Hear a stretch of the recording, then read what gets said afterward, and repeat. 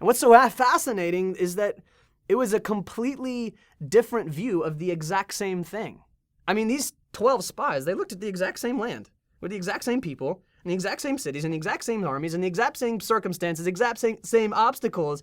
And instead of a report about fear, Joshua and Caleb, they gave one of courage. Now, that doesn't mean that Joshua and Caleb didn't feel fear. I mean, surely they felt a little bit afraid when they saw the enemy, because they were strong and they were pretty intimidating. But they didn't let that fear paralyze them. They trusted God. And they had the courage to challenge the crowd to enter the land. So that's what happens. You got two reports, one of fear and one of courage.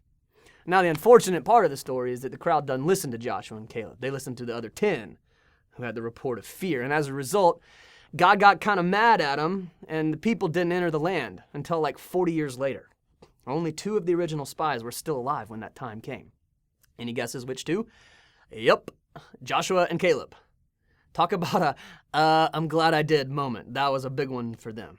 Everyone else who cowered in fear and missed out, they experienced regret. Man, I wish I just trusted God. I wish I hadn't been so afraid. And that's the story we see in Numbers. And now here's why that story is important to you.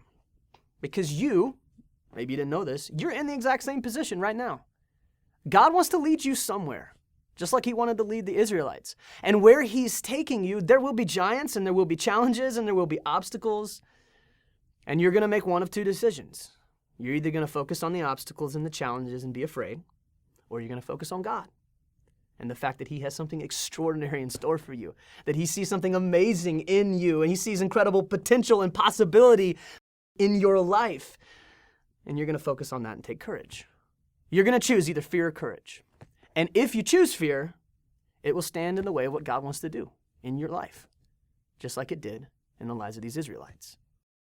And that's why, by the way, that the Bible contains the phrase, do not be afraid, like over 80 times, and tons of other places that allude to the same idea, because here's what I want you to remember, that fear blocks what God wants. Fear blocks what God wants in your life and in your future. Fear blocks what God wants.